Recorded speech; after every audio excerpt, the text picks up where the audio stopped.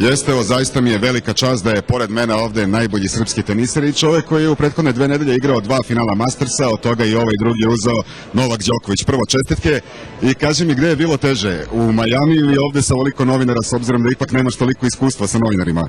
Jako dobro pitanje, jer stvarno jako mi je teško i ovde, iako sam došao sa titulom, dosta sam umoran jer sam posle meča odmah seo na avion i došao ovde da proslavim sa ljudima stvarno koje volim i koji mi puno znače i dočekali su me stvarno, dočekali su me puno novinara i eto ljudi su se skupili ispred Skupštine i jako je emotivan trenutak za mene i eto, nadam se da je ovo samo početak, da će biti još mnogo povoda za slavlje. Naravno i mi očekujemo još titule, posebno sa Grand Slema.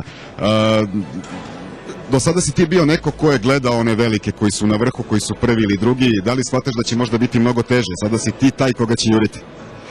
Ja se nadam, još nisam u toj situaciji, ali... Da, ali sada, ako se ne varam, dobio si nadimak No Joke, što će reći nema šale sa Đokovićem. Nema šale, da, to je dosta nadimaka sam dobio, stvarno. Laska mi, jer eto, u slačionici i uopšte sa igračima po turnirima osjećam da se prema meni ophode na malo drugačiji način, da sam malo više poštovanja i jako mi je drago zbog toga jer sam zaslužio to što sam postigao, stvarno sa puno rada i celog života sam stvarno radio da bi došao u ovakvu situaciju. Imao sam svoj neki prvi veći skalp pobedivši Rafaela Nadala, drugog igrača sveta sada u Majamiju. Da, i ceo turnir bez izgubljenog seta. Što je stvarno zapanjujuće na tako jako i velikom turniru.